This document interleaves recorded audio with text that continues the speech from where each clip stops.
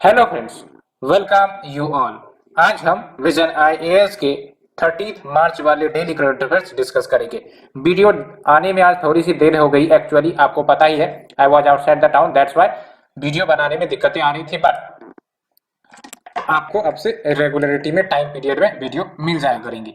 और एक और इन्फॉर्मेशन, जो पॉलिटी के पीडीएफ है पीटी 365 वाली, वो आज आपको टेलीग्राम चैनल पर प्रोवाइड कर दी जाएगी। एज वेल एज जो रिमेनिंग पीटी 365 के लेक्चर सीरीज बचे हैं, आई थिंक कि 10-15 पेज के, उसे भी आज या कल तक में अपलोड कर दिया जाएगा। तो आप रिलाय कर सकते हो हमारी वीडियो पर एंड आपको बेनिफिशियल जरूर होगा।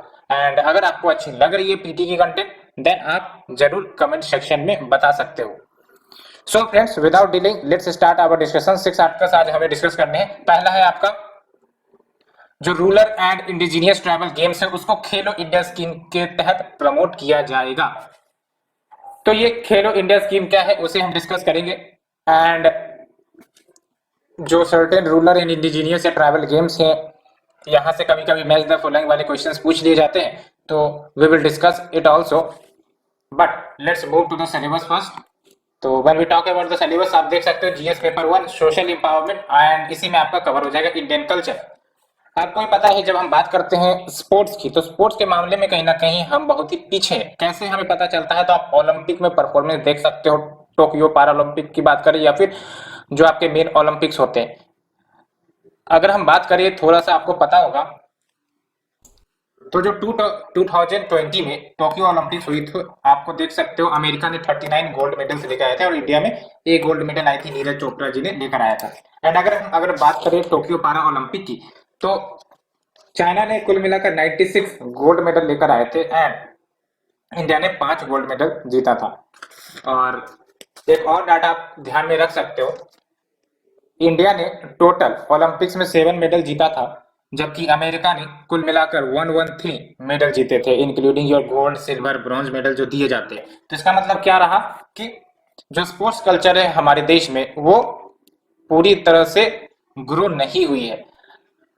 और एक बात तो आप जरूर सुनते होंगे, पढ़ोगे लिखोगे होगे नवाब, खेलोगे कूदोगे होगे खराब, ये आपने सुना भी होगा। तो इस प्रकार की जो विचारधारा है, इस प्रकार की विचारधारा को तोड़ने की जरूरत है, तभी जाके हमारा जो स्पोर्ट्स कल्चर है वो आगे बढ़ेगा। हमें स्पोर्ट्स की अहमियत को आइडेंटिफाई करनी पड़ेगी एंड उसको फोकस करना पड़ेगा, तभी जाके स्पोर्ट्स में जो हमारे कंपिटिटर्स हैं, हमारे एस्पिरेंट्स हैं, वो अच्छा परफॉर्म करेंगे। तो ये बेसिक अंडरस्टैंडिंग आप ध्यान में रखो, और उसी को प्रमोट करने के लिए we have the scheme that is Khelo India scheme. And फिर आप देख सकते हो, ये जो आपका रूरल एंड इंडिजीनियस या ट्राइबल गेम्स का प्रमोशन है, it is actually a part of Khelo India scheme, जो स्पेसिफिकली डेडिकेटेड है for what, development and promotion of rural and indigenous tribal games जो हमारे देश में मौजूद है। एंड कुछ इंडिजीनियस गेम्स के बारे में हम डिस्कस करेंगे। जैसे आप देख सकते हो, यहाँ पर 2-3 गेम्स और इंपॉर्टेंट भी हो जाते हैं, मैच द फॉलोइंग के रूप में कभी कभी पूछ लिए जाएंगे। तो ये जो आपका खेलो इंडिया स्कीम है, इसका बेसिक एम क्या है कि जो स्पोर्ट्स कल्चर है हमारे यूथ के बीच, वो इन्फ्यूज किया जाए, वो डाला जाए, एंड स्पोर्ट्स एक्सीलेंसी अचीव किया जाए इन द कंट्री। तभी जाके हमारे देश की जो पॉपुलेशन है वो हार्नेस कर सकेगी the power of the sports through it's cross cutting influence. Cross cutting influence यानी कि स्पोर्ट्स का power and effect multiple sectors पर पड़ते हैं, जैसे आपके हेल्थ हो गए, डेवलपमेंट हो गए, डिप्लोमेटिक रिलेशंस हो गए, वो सब कहीं ना कहीं स्पोर्ट्स को से प्रभावित करते हैं। एंड ये जरूर याद रखनी है कि ये आपका सेंट्रल सेक्टर स्कीम है, जो ministry of youth and sports इस स्कीम को चलाती है। सेंट्रल सेक्टर स्कीम यानी कि 100% जो फंड है, खर्च है इस स्कीम के लिए, कौन वहन करता है? आपका सेंट्रल गवर्नमेंट करता है, ठीक है। एंड जो इंडिजीनियस या ट्रेडिशनल गेम्स की बात हमने की, जिसको आइडेंटिफाई किया गया है, इन गेम्स को प्रमोट किया जाएगा, वो आप देख सकते हो। और आपको ध्यान रखनी है, मलखंभ, ये मेनली मध्य प्रदेश में खेली जाती है, और इस गेम के तहत आपका योगा, जिम्नास्टिक, मार्शल आर्ट, ये सब शामिल होते हैं। याद रखना है, मलखंभ आपका मार्शल आर्ट्स भी है, ठीक है। एंड इसमें बहुत सारे टाइप्स आ जाते हैं, पोल, रोप, हैंगिंग, निराधार, निराधार यानी कि विदाउट सपोर्ट, या फिर केन, फ्लोटिंग प्लेटफॉर्म पर, ये सब आर्ट्स परफॉर्म किए जाते हैं, ठीक है। या फिर मलखंभ विथ वेपन्स, वेपन्स के साथ भी।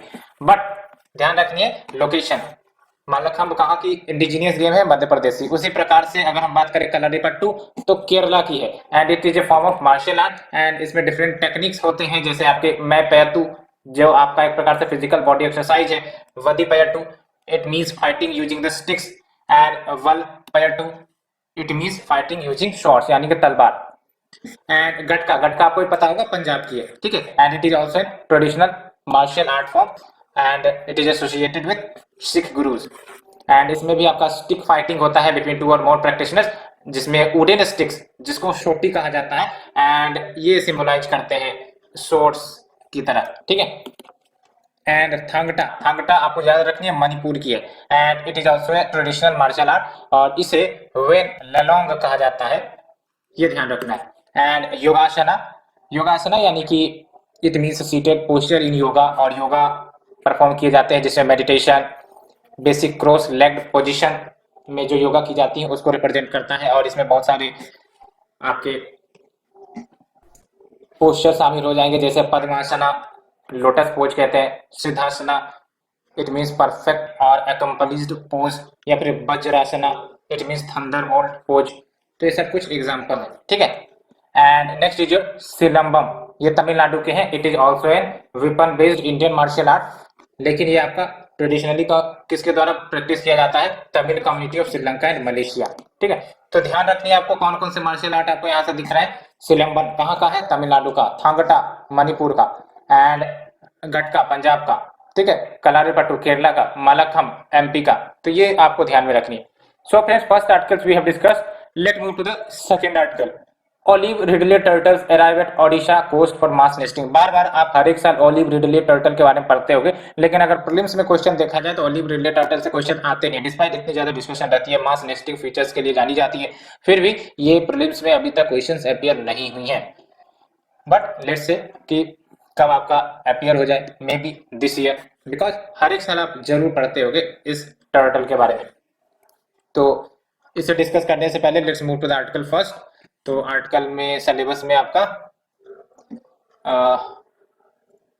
ये जो आपका कंजर्वेशन एनवायरमेंटल पोल्यूशन डिग्रेडेशन इसमें कवर होगा। तो जो मास नेस्टिंग ये आपके ओलिव रिडले टर्टल कहते हैं, इसको हम अरेबडा कहते हैं, ये टर्म याद रखना है अरेबडा, ठीक है। It means mass nesting which is performed by the olive Ridley turtle. तो जो आपका 2022 का मास नेस्टिंग फेनोमेना रहा है, ये मोस्ट डिलेड मास नेस्टिंग फेनोमेना रिप्रेजेंट किया गया है। गहिरमाथा जो लोकेशन है जहां पर ये मास नेस्टिंग करते हैं, यानी कि बहुत ही डिले से ये मास नेस्टिंग परफॉर्म की जा रही है। अब अगर हम बात करें गहिरमाथा तो इस लोकेशन को भी याद रखना है, इट इज इन ओडिशा और ये वर्ल्ड का लार्जेस्ट रॉकरी है ऑलिव रिडले टर्टल का। उसके बाद दूसरे नंबर पर आता है आपका रुशकुलिया, रुशकुलिया रिवर भी है जो आपका उड़ीसा में फ्लो करती है, ये आप देख सकते हो रुशकुलिया, और इसी के नाम पर आपका पड़ा है एक लोकेशन रुशकुलिया, ठीक है। तो यहाँ पर आपका मास नेस्टिंग होता है। तो ये हमने डिस्कस कर लिया। अब ये कैसे मास नेस्टिंग करते हैं ऑलिव रिडले, तो देख सकते हो ये जो ऑलिव रिडले टर्टल्स हैं ये बीच पर जाके होल्स यानी कि गड्ढे डिगअप करते हैं नाइट टाइम में, और क्या होता है केविटी क्रिएट करते हैं एंड उसके बाद उसी केविटी में 40 से 50 अंडे ये ले डाउन करते हैं, उसके बाद उनको सैंड से कवर कर देते हैं एंड बिफोर द सनराइज ये जो टर्टल्स हैं उन ईग को ले डाउन करके रिटर्न कर जाते हैं सी की तरफ। तो जो एग्स है वो वहीं रह जाता है और इन एग्स को हैच होने में लगभग 40 से 60 दिन लग जाते हैं। तो ये प्रक्रिया है कि कैसे आपका जो ऑलिव रिडले टर्टल है वो बर्थ देती है ultimately to their child. And अगर हम बात करें ऑलिव रिडले के बेसिक की, तो ये जो आपका ऑलिव रिडले नाम पड़ा है इट इज बिकॉज जो इनके शेल होते हैं वो एक तो हार्ट शेप्ड होते हैं और ये शेल ग्रीन कलर के होते हैं, that's why olive green colour पर नाम इनका पड़ा है। और ये कहाँ आपको मिल जाएंगे, तो पैसिफिक ओशियन में हो, इंडियन ओशियन हो या फिर अटलांटिक ओशियन हो, वहां पर ये मिलते हैं। थ्रेड्स क्या है, तो एक थ्रेड जरूर आपने सुना होगा एक्सीडेंटल किलिंग। एक्सीडेंटल किलिंग कैसे, तो जो आपके ट्रॉल नेट्स हैं जिसमें मछलियां पकड़ी जाती हैं इसमें ये बच जाते हैं जिसके कारण एक्सीडेंटल किलिंग हो जाती है, या फिर इनकी पोचिंग एक्सटेंसिव तरीके से की जाती है, मीट हो, शेल हो, लेदर पर्पज हो। And along with what climate change भी एक रिस्पॉन्सिबल है, कैसे, because SST sea surface temperature rise हो रहा है, तो ये कहीं ना कहीं इनकी जो बॉडी है वो बर्दाश्त नहीं कर पाती because of the heated temperature. तो ये भी एक निगेटिव इन्वायरमेंटल कंडीशन है। एंड अगर हम बात करें आईसीएन स्टेटस तो याद रखना है वल्नरेबल है। प्रोटेक्शन की बात करें इंडिया में तो शेड्यूल 1 में रखा गया है Indian wild life protection act 1972 के तहत एंड साइट्स के अपेंडिक्स 1 में भी रखा गया है। ठीक है, गवर्नमेंट ने क्या इनिशिएटिव लिए हैं फॉर देयर प्रोटेक्शन, तो first one is your operation save Kurma. ये याद रखना है, ये इनिशिएटिव या ये ऑपरेशन किसका, wild life crime control bureau का, सो दैट जो आपके ऑलिव रिडले टर्टल है या टर्टल से उनका कंजर्वेशन किया जा सके properly. And next is your Odisha government ने मैंडेटरी कर रखा है कि जो ट्रॉल्स होंगे, जो फिशिंग नेट्स होंगे, उसमें टर्टल एक्सक्लूडर डिवाइसेस लगाई जाए, सो दैट अगर लेट्स से एक्सीडेंटली ये टर्टल फंस जाते हैं तो आराम से एक्सक्लूड हो सके from the trawling. And next is your operation Olivia exercise to ensure the safe mid sea journey of the breeding olive ridley sea. तो ये हमने डिस्कस किया फ्रेंड्स, और ये यहाँ पर आपको ध्यान रखना है, ये कुछ रिवर देख सकते हो, ब्रह्मणी रिवर ओडिशा से ही फ्लो कर रही है, महानदी रिवर है, and we have the Rushikulya river. तो अगर हो सकता है नॉर्थ से साउथ पूछा जाए तो पहले ब्रह्मणी आएगा, फिर महानदी आएगा, फिर रुष्कुलिया आएगा, इसके नीचे और 4-5 रिवर है ना, कृष्णा है, कावेरी है, वैगई है, पेन्नार है। तो ये आपको अरेंजमेंट थोड़ा सा याद रखने हैं। And friends second article discuss करने के बाद let's move to the third article. APEDA holds webinar on revised European Union regulations on organic product for Indian exporters। तो बेसिकली एपेडा का मतलब होता है agricultural and processed food products export development authority. ये जो प्रोसेस्ड फूड है, agricultural food products है, इनके एक्सपोर्ट को प्रमोट करने का ये काम करते हैं। ठीक है, तो हम ये डिस्कस करेंगे। सबसे पहली बात हम सिलेबस की करते हैं, तो सिलेबस में डायरेक्ट टॉपिक आपका होगा, देख सकते हो, marketing of agricultural produce and issues and related constraint. तो ये ध्यान में रखनी है। तो जो आपका यूरोपियन यूनियन है, आपको पता होगा, ये सेकंड मेजर डेस्टिनेशन है इंडियन ऑर्गेनिक फूड प्रोडक्ट्स का, यानी कि जो भी इंडिया में ऑर्गेनिक फूड प्रोडक्ट एक्सपोर्ट होती है सबसे ज्यादा कहाँ जाती है ये आप हमें बताओ। और जो दूसरे नंबर पर जहां पर सबसे ज्यादा एक्सपोर्ट होता है इनऑर्गेनिक फूड प्रोडक्ट्स का, ये होता है आपका यूरोपियन यूनियन में। आप देख सकते हो लगभग 34% of the total organic food product जो एक्सपोर्ट की जाती है इंडिया से, वो आपका यूरोपियन यूनियन में। तो 100% में आपका 34% यूरोपियन यूनियन में जाता है। एंड डिफरेंट स्टेट से ये आपके ऑर्गेनिक फूड प्रोडक्ट्स एक्सपोर्ट किए जाते हैं, लेकिन मध्य प्रदेश लार्जेस्ट प्रोड्यूसर है ऑर्गेनिक प्रोडक्ट्स का, ये ध्यान में रखनी है। मध्य प्रदेश लार्जेस्ट प्रोड्यूसर है ऑर्गेनिक प्रोडक्ट्स का, दूसरे नंबर पर महाराष्ट्र, तीसरे नंबर पर कर्नाटका। एंड जो ऑयल सीड्स है, ये सिंगल लार्जेस्ट कैटेगरी है ऑर्गेनिक फूड जो एक्सपोर्ट किए जाते हैं। Then your fibre crops, sugar crops, cereals. लेकिन आपको क्या दो बातें याद रखनी है, एक तो मध्य प्रदेश और एक ये आपका ऑयल सीड्स। ये दो बातें जरूर याद रखनी है फॉर द प्रीलिम। अब बात करते हैं ऑर्गेनिक फूड प्रोडक्ट्स के सर्टिफिकेशन की। ये सर्टिफिकेशन क्यों दी जाती है? सो दैट ट्रस्ट जनरेट हो सके जो भी इन प्रोडक्ट्स को, ऑर्गेनिक प्रोडक्ट्स को खरीदना चाहते हैं। जैसे फॉर एग्जांपल यूरोपियन यूनियन या फिर कोई दूसरा देश ऑर्गेनिक प्रोडक्ट को खरीदना चाहता है भारत से, तो पता तो चले कि हाँ ये जो प्रोडक्ट है वो प्योरली ऑर्गेनिक है या नहीं है। तो उसके लिए सर्टिफिकेशन प्रोसेस दी जाती है। सर्टिफिकेशन कैसे दी जाती है? बेस्ड ऑन द स्टैंडर्ड्स की आपने जो फूड या ऑर्गेनिक प्रोडक्ट प्रोड्यूस किया है वो उन स्टैंडर्ड्स का पालन करके किया है या नहीं किया है। तो ये होता है आपका certification of organic food product. तो आप देख सकते हो ऑर्गेनिक सर्टिफिकेशन की अगर हम बात करें तो it is a process certification, यानी कि प्रोसेस जो आपका अपनाया जाता है फूड प्रोडक्शन के लिए, उस प्रोसेस में जो स्टैंडर्ड्स है वो पालन किए गए हैं या नहीं किए गए हैं by the producers of the organic food, उस हिसाब से आपका ऑर्गेनिक सर्टिफिकेशन दिया जाएगा। तो आप देख सकते हो it generally involves certain set of production standards for growing. तो ग्रोइंग के लिए भी आपका प्रोडक्शन स्टैंडर्ड्स होगा, स्टोरेज के लिए भी वो स्टैंडर्ड्स निर्धारित की जाती है, प्रोसेसिंग, पैकेजिंग, शिपिंग। तो उस आधार पर आपका सर्टिफिकेशन मिलता है। एंड सर्टिफिकेशन मिल गई तो एक प्रकार से ट्रस्ट बन गया कि हाँ ये जो प्रोडक्ट्स है आपका ऑर्गेनिक प्रोडक्ट्स है, और अल्टीमेटली इसकी अच्छी खासी कीमत विदेशों में मिलती है। एंड एक्चुअली ट्रस्ट भी इन प्रोडक्ट्स के लिए बढ़ता है। एंड इंडिया में 2 ऑर्गेनिक सर्टिफिकेशन स्कीम चलाए जाते हैं। एक तो आपका है national programme on organic production for export, और ये आपका 2020 में लॉन्च की गई थी। And it is a type of third party certification. तो थर्ड पार्टी सर्टिफिकेशन में क्या होगा कि जो आपका एक्रीडेटेड ऑर्गेनिक सर्टिफिकेशन एजेंसी है ये सर्टिफाई करती है फार्म या फिर प्रोसेस्ड एग्रीकल्चर प्रोड्यूस को in accordance with the national या फिर इंटरनेशनल स्टैंडर्ड्स। एंड ये जो सर्टिफिकेशन है नेशनल प्रोग्राम और organic production for export certification, ये फैसिलिटेट की जाती है एपीडा के द्वारा under the ministry of commerce and industry. ये जरूर याद रखना है कि जो आपका एपीईडीए है, यानी कि agriculture and processed food products export development agency, ये आपका ministry of commerce and industry के अंतर्गत आती है। जो दूसरा स्कीम है वो आपका participatory guarantee scheme for India. इसके तहत क्या होता है, जो प्रोड्यूसर्स है वो वेरीफाई करेंगे जो भी प्रोडक्शन प्रोसेस अपनाए जा रहे हैं एक दूसरे के, ठीक है, तभी एक प्रकार से संतुष्टि होगी कि हाँ हम जो प्रोसेस अपना रहे हैं वो क्या स्टैंडर्ड्स के अनुसार है या नहीं है।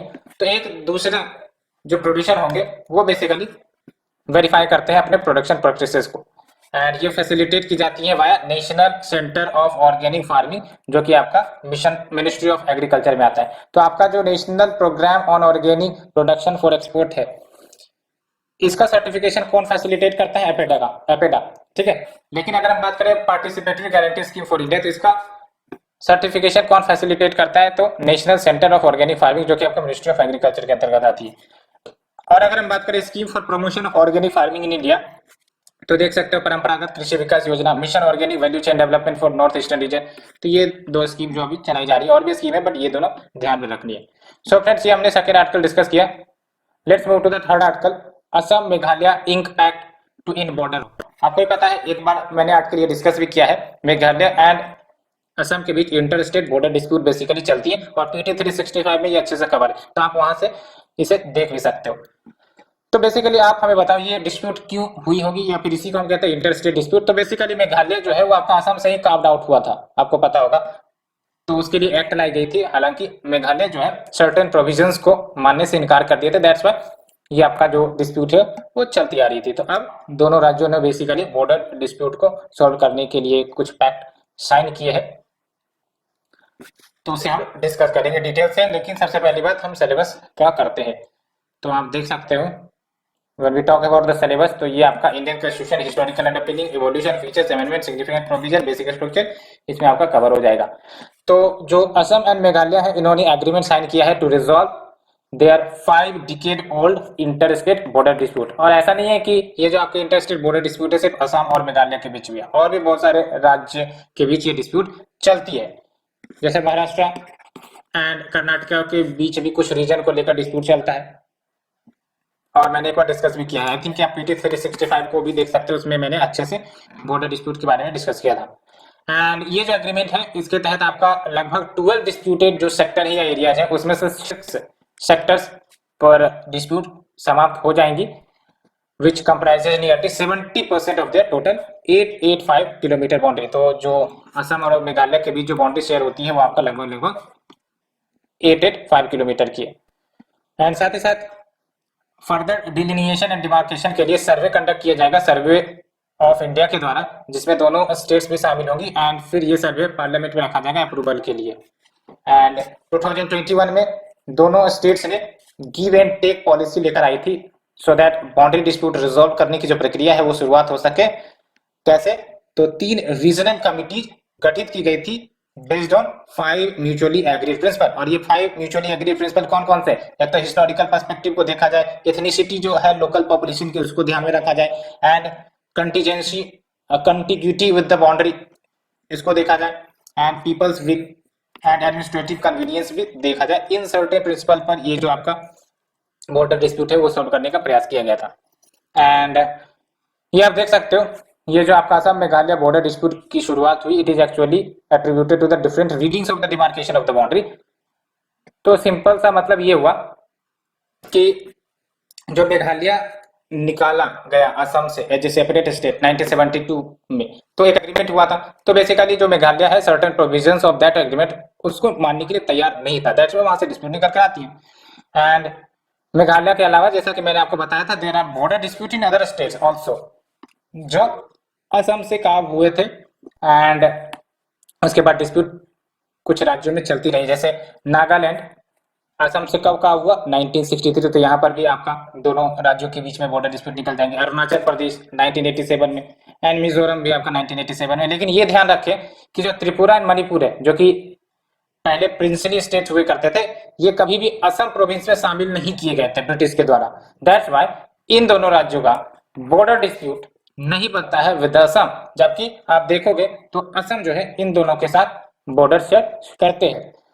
और आपको पता होगा कि जो असम है वो सातों के सातों नॉर्थ ईस्टर्न स्टेट के साथ बॉर्डर शेयर करते हैं। और जहां तक अगर हम बात करें मैपिंग की, तो आपको जरूर ध्यान में रखनी है, नॉर्थ ईस्टर्न की मैपिंग अच्छे से हो जाए कि कौन किसके साथ बॉर्डर शेयर करता है। तो ये फ्रेंड्स, होप आपको ये अंडरस्टैंडिंग समझ में आ गई होगी। ये देख सकते हो आप, मणिपुर नागालैंड के बीच में डिस्प्यूट है ना। एंड फिर देख लो आप नागालैंड फिर असम के बीच में आपका डिस्प्यूट भी निकल कर आता है, तो ये डिस्प्यूट है। एंड इसे डिस्कस करने के बाद let's move to the next article friends. It is about मनरेगा रिवीजन इन वेजेज। तो ministry of rural development revises the मनरेगा वेजेज, इसके कंटेक्स्ट में आपका न्यूज है। तो अगर हम बात करें सिलेबस की, तो वेयर इज द सिलेबस, आपको भी पता होगा कि कौन सा टॉपिक हो गया, welfare schemes of the vulnerable section and issues arising out of their implementation, है ना। तो welfare scheme for vulnerable section of the population by the centre and state and performance of their schemes. तो आप देख सकते हो ये जो वेज रेट है for the financial year 2022-23 for the MNREGA, वो आपका 1 अप्रैल 2022 से लागू होगा। एंड ये जो मनरेगा के वेजेस रेट्स में रिवीजन की गई है, इट बेसिकली रिफ्लेक्ट्स व्हाट, जो आपका consumer price index agriculture level में इन्फ्लेशन देखने को मिल रहा है, उसको ये रिफ्लेक्ट करता है, ठीक है। तो ये क्या इंडिकेट करता है कि रूरल इन्फ्लेशन बढ़ गया। रूरल इन्फ्लेशन बढ़ गया तो इसका मतलब क्या हुआ, लोगों की परचेजिंग पावर घट गई। परचेजिंग पावर घट गई तो एक्चुअली में पहले की जो वेजेस मिलती थी, तो उससे वो एक्चुअल वस्तुएं नहीं खरीदी जा सकती खाने पीने वाली, जो पहले खरीदी जा सकती थी, बिकॉज वैल्यू कम हो जाता है इन्फ्लेशन बढ़ने के कारण। इन्फ्लेशन बढ़ने का मतलब क्या हुआ, मनी सप्लाई बढ़ गई, मनी की जो वैल्यू है वो कहीं ना कहीं कम हो जाती है। दैट्स व्हाई रिवीजन करना पड़ेगा वेज रेट में। तो आप देख सकते हो कि हाईलाइट की अगर हम बात करें तो इन एब्सोल्यूट टर्म जो मनरेगा वेजेज है वो आपका 4 रुपए से बढ़ाई गई 21 रुपये पर आवर प्रोवाइड की जाएगी अक्रॉस 31 स्टेट्स एंड यूटीज 2020-22 से 23। बट ये याद रखना है, there will be no change in the wage rate of 3 state. तो 3 स्टेट में कोई वेज रेट में चेंजेस नहीं होंगी, मणिपुर, मिजोरम, त्रिपुरा। तो अगर क्वेश्चन आता है कि सारे स्टेट्स में ये जो आपका वेज रेट इंक्रीमेंट है वो लागू होगा, तो नहीं, 3 राज्यों में आपका ये वेज रेट में कोई परिवर्तन नहीं किया गया है। तो मनरेगा की अगर बात करें तो इसके तहत आपका 100 डेज का गारंटीड वर्क प्रोवाइड किया जाता है, जो एक्सटेंड हो सकते हैं 150 डेज तक के लिए, अगर ड्राउट या फिर नेचुरल कैलामिटी वाली स्थिति पार्टिकुलर नोटिफाइड एरियाज में, रूरल एरियाज में आती है तो, ठीक है। और ये मनरेगा जो है वो रूरल एरियाज के लिए लागू होती है, अर्बन एरिया के लिए मनरेगा स्कीम नहीं है बेसिकली, आपको पता होगा। एंड ये रूरल हाउस होल्ड को कार्य प्रोवाइड करते हैं, गारंटीड वर्क प्रोवाइड करते हैं to the adult members who wants voluntarily to work, तो बदले में उनको पेमेंट मिल जाता है। एंड अगर हम बात करें सिग्निफिकेंस ऑफ मनरेगा की, तो लाइवलीहुड सिक्योरिटी मिल जाती है पुअर को। कैसे, आप देखे होंगे जब लॉकडाउन का पीरियड था, तो जब लोग अपने घर माइग्रेट कर रहे थे वापस, तो मनरेगा ने उसको सहारा दिया, ठीक है। तो लाइवलीहुड सिक्योरिटी प्रोवाइड करते हैं फॉर द पुअर। कैसे, ड्यूरेबल एसेट्स क्रिएट किए जाते हैं मनरेगा के तहत वर्कर्स के द्वारा, वाटर सिक्योरिटी इंप्रूव हो जाती है, soil conservation, higher land productivity. Next is your positive impact on the standard of living household. कैसे पॉजिटिव इंपैक्ट, अब वर्क करेंगे तो जाहिर सी बात है हाउस होल्ड इनकम बढ़ेगा, तो फिर स्टैंडर्ड ऑफ लिविंग बढ़ सकती है हाउस होल्ड की। लेकिन वेज रेट जो है ना मनरेगा का बहुत ही कम है, तो ये एक बड़ा ही इश्यू है, वेज रेट काफी कम है। पॉजिटिव इंपैक्ट ये तो हमने डिस्कस कर लिया, साथ ही साथ it is a powerful instrument for inclusive growth in the rural area. कैसे, लाइवलीहुड सिक्योरिटी प्रदान करता है, अगर कहीं काम नहीं मिल रहा है तो मनरेगा के तहत काम किए जा सकते हैं। साथ ही साथ डेमोक्रेटिक एम्पावरमेंट, सोशल प्रोटेक्शन, ये सब जैसे इनडायरेक्ट डायरेक्ट सुविधाएं मिल जाती हैं which promote the inclusive growth. तो ये फ्रेंड्स हमने डिस्कस किया। Let's move to the next article. Energy transition holds key to tackle global energy and climate crisis. ये आपका इरीना यानी कि इंटरनेशनल रिन्यूएबल एनर्जी एजेंसी ने कहा है। एनर्जी ट्रांजिशन मतलब समझते क्या होता है, अभी हम लोग डोमिनेटली फॉसिल फ्यूल का इस्तेमाल करते हैं।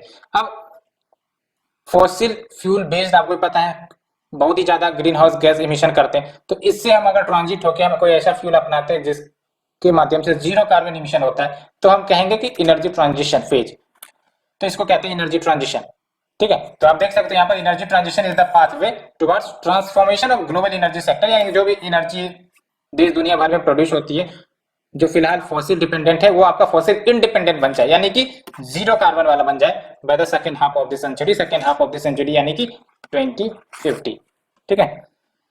तो ये आपका जो world energy transition outlook 2022 report है, आपको पता होना चाहिए ये रिपोर्ट कौन जारी करता है, तो इरीना जारी करता है, यानी कि इंटरनेशनल रिन्यूएबल एनर्जी एजेंसी जारी करता है at the Berlin energy transition dialogue.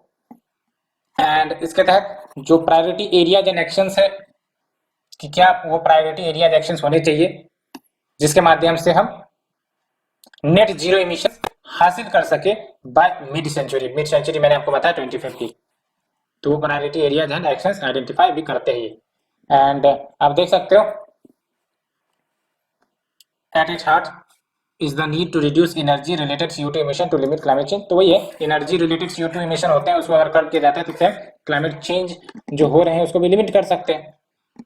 Because climate change क्यों हो रहा है, एक्चुअली आपको पता होगा कि जो आपके ग्रीन हाउस गैसेस इमिट हो रहे हैं बड़े तेजी से इमिट हो रहे हैं, अगर उसको कर्व किया जाता है तो जो टेम्परेचर है वो बढ़ने से कंट्रोल किया जा सकता है। अब इंडिया ने क्या स्टेप्स लिए, तो we have the inter state transmission system green energy corridor. तो green energy corridor Bharat establish कर रहा है। वी हैव द प्रधानमंत्री किसान ऊर्जा सुरक्षा एवं उत्थान महाभियान PM कुसुम स्कीम जिसको कहते हैं, जिसके तहत आपका जो फार्म सेक्टर है उसको डीजलाइज किया जाए, यानी कि सोलर पैनल के माध्यम से जो आपका वाटर है वो एक्सट्रैक्ट किया जाए फॉर द इरिगेशन पर्पसेज। ये बातें की जा रही है, नहीं तो क्या होता है जनरली जो डीजल वाले मोटर होते हैं उससे पानी एक्सट्रैक्ट किए जाते हैं और डीजल काफी ज्यादा पॉल्यूटिंग होता है। And we have the offshore wind energy policy 2015 to harness the potential of offshore wind energy. And आप देख सकते हो लगभग 150 करोड़ के इन्वेस्टमेंट को अप्रूवल दी गई है in the Indian renewable energy development agency, जो आपका प्रोजेक्ट फाइनेंसिंग करता है रिन्यूएबल एनर्जी सेक्टर के लिए। तो इन्वेस्टमेंट भी चल रहा है। And we have the FAME India scheme जिसके तहत हाइब्रिड एंड इलेक्ट्रिक व्हीकल्स को प्रमोट किया जा रहा है। And we have the national solar mission, national biofuels policy, Ujala scheme for affordable LED। तो ये सब आपके स्कीम्स चलाए जा रहे हैं सो दैट हम फॉसिल फ्यूल इंडिपेंडेंट बने। अब जैसे देख सकते हो आजकल आप रोड पर देखते हो कि सारी गाड़ियां ज्यादातर आपका EV वाली मिल जाएंगी, इलेक्ट्रिकल व्हीकल्स वाली मिल जाएंगी। तो जो रोड पर जो वेहिकुलर पोल्यूशन होती थी, इमिशन होती थी, कार्बन डाइऑक्साइड रिलीज होती थी, कहीं ना कहीं वो कम हो सकेगी। लेकिन इनडायरेक्टली आप देखो तो ये जो आपके EV व्हीकल्स होते हैं जिसको चार्ज करना पड़ता है, वो चार्ज करेंगे कहाँ पर, तो उनके लिए आपका क्या होता है, इलेक्ट्रिसिटी कंज्यूम होती है, इलेक्ट्रिसिटी कंज्यूम होती है। तो फिर अल्टीमेटली जो एनर्जी प्रोडक्शन है उसकी डिमांड तो बढ़ेगी ना। अब एनर्जी प्रोडक्शन हमारा किससे होता है, कोल से मेनली। तो अगर देखा जाए तो आगे से तो हमें सब सही लग रहा है, लेकिन पीछे अगर मुड़ कर देखें तो पता चला कि जो आपकी एनर्जी डिमांड है वो बढ़ेंगे और majority of our energy comes from what, coal. तो आप फिर अंदाजा लगा सकते हो। सो फ्रेंड्स, ये हमने 6 आर्टिकल डिस्कस किए, होप यू अंडरस्टूड। एंड अगर आपको अच्छी लग रही है तो प्लीज लाइक शेयर सब्सक्राइब जरूर करें। PDF आपको जो PTF PT से 365 वाली है वो आपको मिल जाएंगी टेलीग्राम चैनल पर, you can join that. Thank you friend, thank you very much.